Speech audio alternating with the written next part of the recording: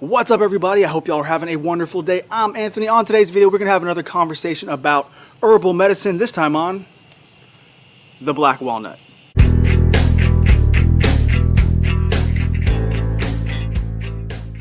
That's right, today we are talking all about the black walnut, but I'm talking more along the lines of the medicinal aspects of it, so I want to stick to 4 main topics. Number 1, what exactly is it? Number 2, how to identify it. Number 3, what are the actual medicinal benefits of it? And number 4, I'm going to show you actually how to make your very own tincture using black walnut. Alright, so number 1, what exactly is it? Well, the black walnut is a deciduous tree basically located anywhere on the eastern side of the United States. It ranges anywhere from northern Florida all the way up into Canada. Now, this tree can get extremely large. I'm talking about like 100 feet tall, and it very much enjoys full sun. So you're most likely going to be able to find it on the edges of forests, most likely in easements where your power lines are going, or next to water. All of mine are located next to the creek because the way that they kind of propagate is they drop their nuts, a squirrel grabs it and then buries it and forgets about it, and boom, there goes another tree. So if you're going to find one, you're probably going to find multiple.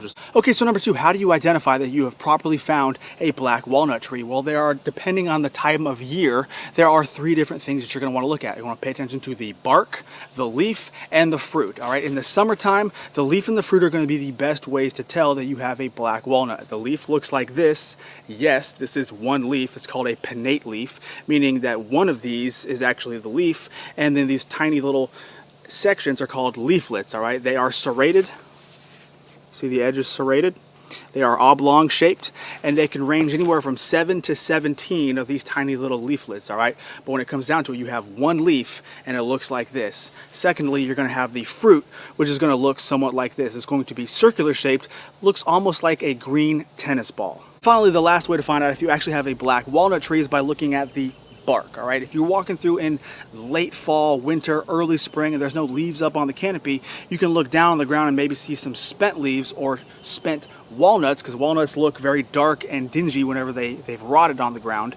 And you'll see those and you'll know that one of the trees that you're walking around is definitely a black walnut. Well, the way to tell is by looking at the bark. Okay, the bark of a black walnut tree is very prominent. You're going to see very deep ridges, and it almost looks like an alligator back. All right, so let's get into the meat and potatoes of this conversation. The whole reason why you're probably watching this video, I want to talk about the medicinal aspect of that black walnut tree over there. Okay, so when I talk about medicine, I know I talk about food being medicine, and it really is. So you can consider the actual walnut nut meat itself as part of the food is medicine principle, because yes, it's very high in fats, it's got selenium, it's got magnesium, it's got a whole bunch of things that your body needs, but I'm not talking about that for the purposes of this video. For the purposes of this video, I'm talking more along the lines of the other parts of the plant, i.e. meaning the hulls and the leaves, okay? When I say hulls, I'm talking about this is the hull and this is the actual walnut in the hull, okay? This is the shell of the walnut, and inside is that meat that you're going to be eating when you get, say, walnut brownies, walnut cupcakes, whatever, okay?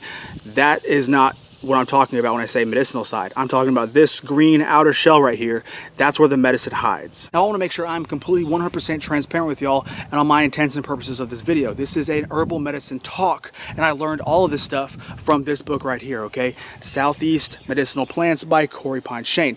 This is a very good book, and I also have other resources in the house that I've been reading about black walnuts. Now, I've been doing my own medicinal herbs for the last, I don't know, 4 years now, and I'm beginning to realize that a lot of them really do work very well, and this is one of the ones, this black walnut is one of the ones that I found in this book, because a lot of people don't like talking about it since it is mildly toxic. However, if you talk to any First Nations people, any Native American, they can tell you that black walnut has been around for a very long time for anti-parasite and anti-worming principles.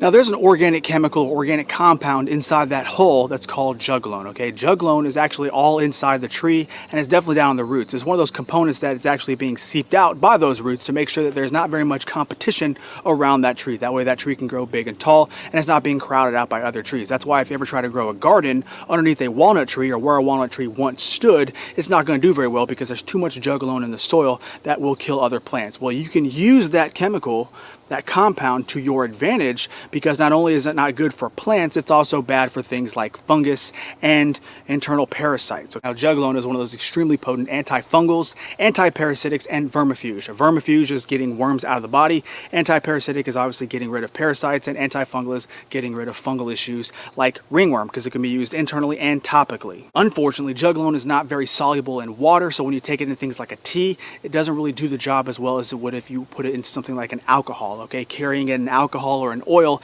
is much better at drawing out the Juglone from those holes, so you can be able to use it more medicinally. So the best ways to use this is going to be in a salve, like a topical salve, or internally in a tincture. So that's what we're going to be doing next. I'm going to be making a tincture out of these holes from a few of them that I found. Let's go in the kitchen and get started. Okay, so first things first, we're going to want to make sure we wash our walnuts, and then we're going to make sure we look for these little blemishes. See this stuff? This is the stuff that is bad. You don't want this, because even when you cut down into it, you see right here, it's already gone through, so you can't use that part. So what you're going to have to do is you're going to have to cut off the bad parts and see how deep they really are. If they're really, really deep, can't use them, sorry. But just remember that they don't always go deep, as you can see here. But one thing that you're going to have to pay attention to is when you do cut into these things, the holes, they will stain almost immediately. So they oxidize very fast. That's why I'm wearing a glove. Make sure you're always wearing gloves when you're handling these black walnuts. So yeah, you just want to keep on cutting everything. You see a part right there, it bled through just a little bit. Well, you can cut that part off and use the non-blemished piece just fine. And then you're going to want to cut through the rest of your walnuts, making sure that you get every bit you can without actually hitting the nut. Chop them up as big as you want to. I notice whenever I do any kind of tincture, I don't got to go hardcore small. Just a little chop is fine. Now pop them in your jar.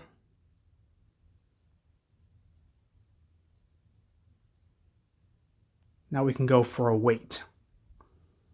We want to zero out the scale with an empty jar, and we are looking right about 86, 85 grams. We'll go with 85 grams. Now you're going to want to take your 190 proof grain alcohol, and you want to measure out a 2-to-1 ratio, or a 1-to-2 ratio of walnut to alcohol. That is times 2. So if I'm going 85, then it's about 170. So we went 175 just to be a little bit safe.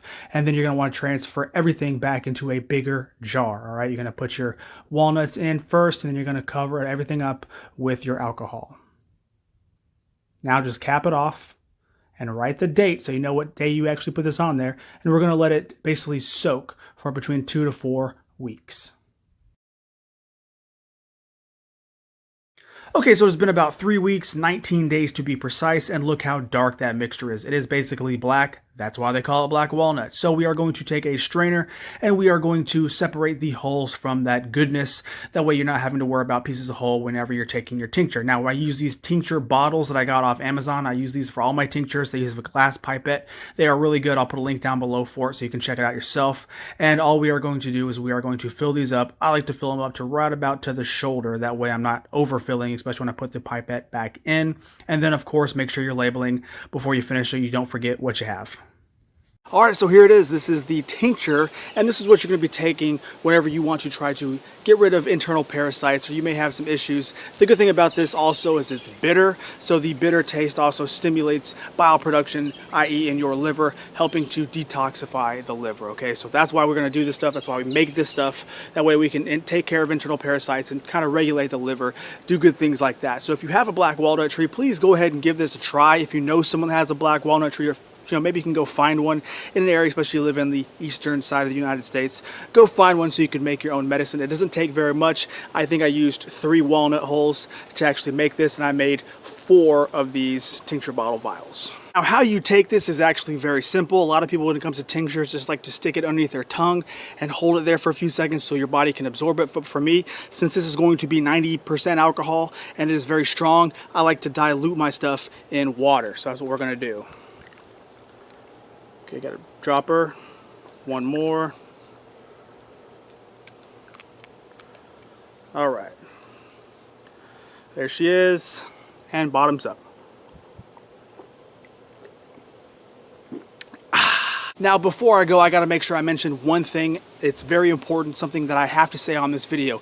If you are going to be using black walnut, especially in the form of a tincture or internally, you have to consider the fact that this is mildly toxic, meaning you can't stay on this stuff forever. So the best practice, the best way to use this stuff is to cycle it, okay? When I say cycle it, I'm talking about using it for 3 weeks, 4 weeks, and then taking that exact amount of time that you were on it off. So if you take it for 3 weeks straight, make sure you have a 3-week break before you start again, okay? That's the whole principle of it. That's the purpose of it. That way you can make sure that your body is getting rid of the juglone. That way it's not completely building up and toxifying your liver. One more thing I have to make sure I mention, just because it might pop up somewhere. If you happen to be of the age where you need to get a camera up the heart of darkness, make sure you're not taking this prior to that, because it's going to probably stain your large intestine brown. Okay, I know some of you think, well, the large intestine probably should be brown. No, it's a healthy pink. So if it's brown, it might cause a little kerfuffle, I guess you could say, with your proctologist, to make sure that, you know, if you are happen to be going through that whole procedure,